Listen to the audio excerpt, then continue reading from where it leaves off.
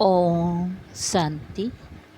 आज 5 सितंबर 2024 बाबा की साकार महावाक्य। बाबा कहे, मीठे बच्चे, तुम्हें यहाँ पर वित्तीय मार्ग का लाभ मिलता है, क्योंकि बाप दिल से कहते हैं, मेरे बच्चे, बाप से वर्षा मिलता है। यह लाभ देहधारी गुरु नहीं दे सकते। प्रश्न: जिन बच्चों की बुद्धि में ज्ञान की धारणा है, सुरुट बुद्धि है, उनकी निशानी क्या होगी? उत्तर: उन्हें दूसरों को सुनाने का शौक होगा। उनकी बुद्धि मित्र, संबंधियों आदि में भटकेगी नहीं। सुरुट बुद्धि जो होते हैं वो पढ़ाई में कभी उबासी आदि नहीं लेंगे। स्कूल में कभी आंखें बंद करके नहीं बैठेंगे। जो बच्चे तवाई होकर बैठते हैं, जिनकी बुद्धि इधर उधर भटकती रहती, वो ज्ञान को समझते ही नहीं। उनके लिए बाप को याद करना बड़ा मुश्किल है। ओम शांति। ये है बाप और बच्चों का मेला। गुरु और चेले अथवा शिष्यों का मेला नहीं है। इन गुरु लोगों की दृष्टि रहती है कि ये हमारे शिष्य हैं अथवा फॉलोअर्स व जिज्ञासु हैं। हल्की दृष्टि हो गई ना, वो उस दृष्टि से ही देखेंगे, आत्मा को नहीं। वो देखते हैं शरीरों को, और वो चेले भी देह अभिमानी होकर बैठते हैं। उनको अपना गुरु समझते हैं। दृष्टि वो रहती है कि हमारा गुरु है, गुरु के लिए रिगार्ड रखते हैं। यहाँ तो बहुत फ़र्क है। यहाँ बाप ही बच्चों का रिगार्ड रखते हैं, जानते हैं इन बच्चों को पढ़ाना है, ये सृष्टि चक्र कैसे फिरता है। बेहद की हिस्ट्री ज्योग्राफी बच्चों को समझानी है। उन गुरुओं की दिल में बच्चे का लव नहीं होगा। बाप के पास तो बच्चों का बहुत लव रहता है, और बच्चों का भी बाप पर लव रहता है।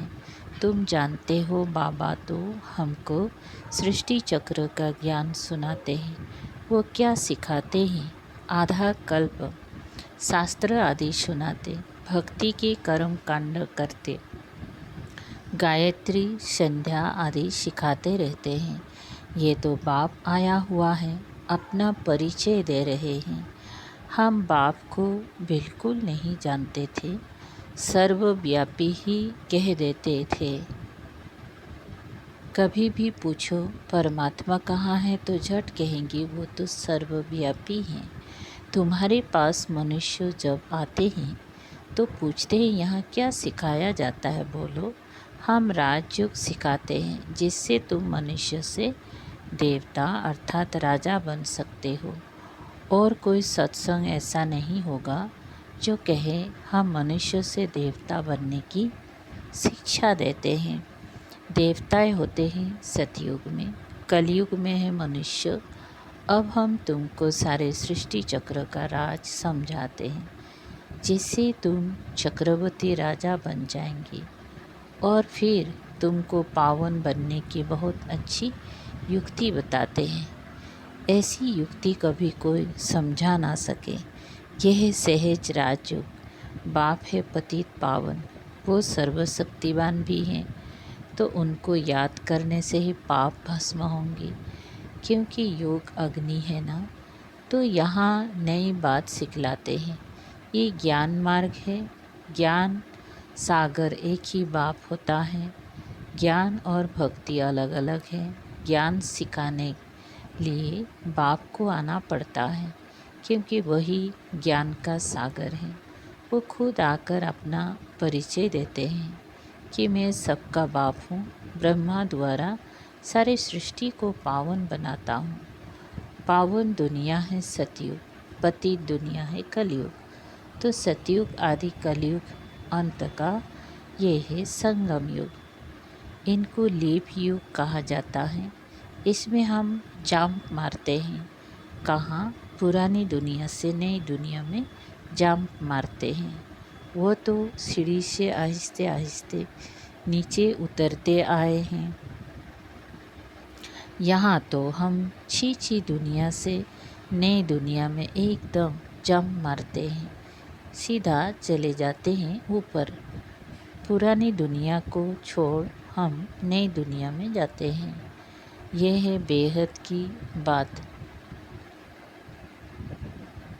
बेहद की पुरानी दुनिया में ढेर मनुष्य हैं, नई दुनिया में तो बहुत थोड़े मनुष्य होते हैं। जिसको स्वर्ग कहा जाता है वहाँ सब पवित्र रहते हैं। कलयुग में है सब अपवित्र। अपवित्र रावण बनाते हैं। ये तो सबको समझाते हैं कि तुम अब रावण राज्य अथवा पुरानी दुनिया में हो। असल में राम राज्य थे जिसको स्वर्ग कहा जाता था। फिर कैसे 84 का चक्र लगाकर नीचे गिरे हो, सो तो हम बता सकते हैं। जो अच्छे समझदार होंगे वो झट समझेंगे। जिसको बुद्धि में नहीं आएगा वो तो तवाई के मिसल इधर उधर देखते रहेंगे, अटेंशन से सुनेंगे नहीं। कहते हैं ना, तुम तो जैसे तवाई हो। सन्यासी लोग भी जब कथा बैठ सुनाते हैं तो कोई झुटका खाते हैं या अटेंशन और तरफ रहता है तो अचानक उनसे पूछते हैं क्या सुनाया। बाप भी सबको देखते रहते हैं, कोई तवाई तो नहीं बैठे हैं। अच्छे सुरुट बच्चे जो होते हैं वो पढ़ाई में कभी उबासी आदि नहीं लेंगे। स्कूल में कभी कोई आंखें बंद करके बैठे ये तो कायदा नहीं। कुछ भी ज्ञान को समझते नहीं। बाप को याद करना उन्हों के लिए बड़ा मुश्किल है। फिर पाप कैसे काटे। सुरुट बुद्धि तो अच्छी रीति से धारण कर औरों को सुनाने का शक रखते हैं। ज्ञान नहीं है तो बुद्धि मित्र संबंधियों के तरफ भटकती रहती है। यहाँ तो बाप कहते हैं और सब कुछ भूल जाना है, पिछाड़ी में कुछ भी याद ना आए। बाबा ने सन्यासियों आदि को देखा है जो पक्की ब्रह्म ज्ञानी होते हैं, सवेरे ऐसे बैठे बैठे ब्रह्म महतत्व को याद करते करते शरीर छोड़ देते हैं। उनकी शांति का प्रवाह बहुत होता है। अब वो ब्रह्म में लीन तो हो ना सके, फिर भी माता के गर्भ से जन्म लेना पड़ता है। बाप ने समझाया, वास्तव में महात्मा तो श्री कृष्ण को कहा जाता है। मनुष्य तो बिगर अर्थ समझे ऐसे ही कह देते हैं। बाप समझाते हैं श्री कृष्ण हैं संपूर्ण निर्विकारी, परंतु उनको सन्यासी नहीं देवता कहा जाता है। सन्यासी कहना व देवता कहना उनका भी अर्थ है। ये देवता कैसे बना। सन्यासी से देवता बना। बेहद का सन्यास किया, फिर चले गए नई दुनिया में। वो तो हद का सन्यास करते हैं, बेहद में जा ना सके। हद में ही पुनर्जन्म लेना पड़े। विकार से बेहद का मालिक बन ना सके, राजा रानी कभी बन ना सके, क्योंकि उन्हों का धर्म ही अलग है। सन्यास धर्म देवी देवता धर्म नहीं है। बाप कहते हैं मैं अधर्म विनाश कर देवी देवता धर्म की स्थापना करता हूँ। विकार भी अधर्म है ना। इसलिए बाप कहते इन सब का विनाश और एक आदि सनातन देवी देवता धर्म की स्थापना करने मुझे आना पड़ता है। भारत में जब सतयुग था तो एक ही धर्म था, वही धर्म फिर अधर्म बनता है। अब तुम फिर से आदि सनातन देवी देवता धर्म स्थापन कर रहे हो। जो जितना पुरुषार्थ करेंगी उतना ऊंच पद पाएंगी। अपनी को आत्मा नीचे करना है। भर गृहस्थ व्यवहार में रहो, उसमें भी जितना हो सके उठते बैठते ये पक्का करो। जैसे भक्त लोग सवेरे उठकर एकांत में बैठ माला जपते हैं, तुम तो सारे दिन का हिसाब निकालते हो। फलाने समय इतनी याद रही, सारे दिन में इतना समय याद रहे, टोटल निकालते हो। वो तो सवेरे उठकर माला फेरते हैं। भल कोई सच्चे भक्त नहीं होते हैं। कोइयों की बुद्धि तो बाहर कहाँ कहाँ भटकती रहती है। अभी तुम समझते हो भक्ति से फ़ायदा कुछ भी नहीं मिलना है। ये तो है ज्ञान जिससे बहुत फ़ायदा होता है।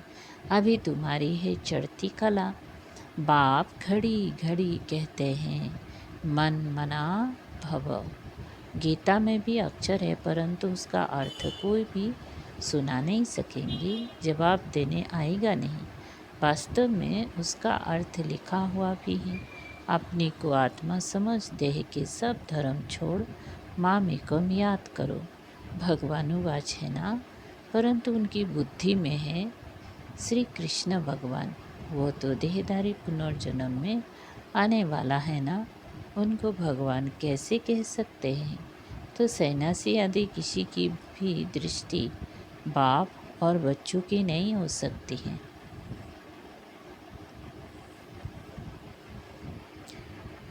भल गांधी जी को बापूजी कहते थे परंतु बाप बच्चे का संबंध नहीं कहेंगे। वे तो फिर भी साकार हो गया ना। तुमको तो समझाया है, अपने को आत्मा समझो। इसमें जो बाप बैठा है वो है बेहद का बापूजी। लौकिक और पारलौकिक दोनों बाप से वर्षा मिलता है। बापूजी से तो कुछ भी नहीं मिला। अच्छा, भारत की राजधानी वापस मिली परंतु ये वर्षा तो नहीं कहेंगे। सुख मिलना चाहिए ना। वर्षे होते ही हैं दो, एक हद के बाप का, दूसरा बेहद के बाप का। ब्रह्मा से भी कोई वर्षा नहीं मिलता। फल सारी प्रजा का वो पिता हैं, उनको कहते हैं ग्रेट ग्रेट ग्रैंड फादर। वो खुद कहते हैं मेरे से तुमको कुछ भी वर्षा नहीं मिलता, जबकि ये खुद कहते हैं मेरे से वर्षा नहीं मिल सकता। तो उस बापूजी से फिर क्या वर्षा मिल सकेगा? कुछ भी नहीं। अंग्रेज़ तो चले गए, अभी क्या है? भूख हड़ताल, पिकेटिंग, स्ट्राइक आदि होती रहती है, मारा मारी होती रहती है। कोई का डर नहीं, कोई का डर नहीं है। बड़े बड़े ऑफिसर्स को भी मार देते हैं। सुख के बजाय और दुख है। तो बेहद की बात यहाँ ही है। बाप कहते हैं पहले पहले तो ये पक्का निश्चय करो कि हम आत्मा हैं, शरीर नहीं। बाप ने हमको एडॉप्ट किया है, हम एडॉप्टेड बच्चे हैं। तुमको समझाया जाता है बाप ज्ञान का सागर आया है और सृष्टि चक्र का राज समझाते हैं, दूसरा कोई समझा ना सके। बाप कहते हैं देह सहित देह के सब धर्मों को भूल, मामेकम याद करो। शत्रु प्रधान जरूर बनना पड़ेगा, ये भी जानते हो। पुरानी दुनिया का विनाश तो होना ही है। नई दुनिया में बहुत थोड़े होते हैं।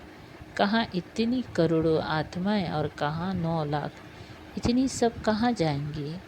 अब तुम्हारी बुद्धि में है कि हम सब आत्माएं ऊपर में थी, फिर यहाँ आई पाठ बजाने। आत्मा को ही एक्टर कहेंगे। आत्मा एक्ट करती हैं इस शरीर के साथ। आत्मा को ऑर्गन्स तो चाहिए ना। आत्मा कितनी छोटी है, 84 लाख जन्म है नहीं। हर एक अगर 84 लाख जन्म ले फिर पाठ रिपीट कैसे करेंगी? याद नहीं रह सकता। स्मृति से बाहर चला जाए, 84 जन्म भी तुमको याद नहीं रहते, भूल जाते हो। अब तुम बच्चों को बाप को याद कर पवित्र जरूर बनना है। इस युग अग्नि से विक्रम विनाश होंगी, यह भी निश्चय है। बेहद के बाप से बेहद का वर्षा हम कल्प कल्प लेते हैं। अब फिर स्वर्गवासी बनने के लिए बाप ने कहा है कि माँ में कम याद करो, क्योंकि मैं ही पतित पावन हूँ। तुमने बाप को पुकारा है ना, तो अब बाप आए हैं पावन बनाने। पावन होते हैं देवता, पतित होते हैं मनुष्य। पावन बनकर फिर शांति धाम में जाना है। तुम शांति धाम जाना चाहते हो या सुख धाम आना चाहते हो? सन्यासी तो कहते हैं सुख कागविष्टा के समान है, हमको शांति चाहिए। तो वो सतयुग में कभी आ नहीं सकेंगे। सतयुग में था प्रवृत्ति मार्ग का धर्म, देवताएं निर्विकारी थे, वही पुनर्जन्म लेते लेते पतित बनते हैं। अब बाप कहते हैं निर्विकारी बनना है, स्वर्ग में चलना है तो मुझे याद करो, तो तुम्हारे पाप कट जाए, पुण्य आत्मा बन जाएंगे, फिर शांति धाम सुख धाम में जाएंगी। वहाँ शांति भी थी, सुख भी था। अभी है दुख धाम, फिर बाप आकर सुख धाम की स्थापना करते हैं। दुख धाम का विनाश चित्र भी सामने है। बोलो अभी तुम कहाँ खड़े हो? अभी है कलयुग का अंत, विनाश सामने खड़ा है, बाकी जाकर थोड़ा टुकड़ा रहेगा। इतनी खंड तो वहाँ होते नहीं। ये सब वर्ल्ड की हिस्ट्री ज्योग्राफी बाप ही बैठ समझाते हैं। यह पाठशाला है। भगवानुवाच पहले पहले बाप का परिचय देना पड़ता है। अभी कलयुग है, फिर सतयुग में जाना है। वहाँ तो सुख ही सुख होता है। एक को याद करना, वो है अव्यभिचार याद।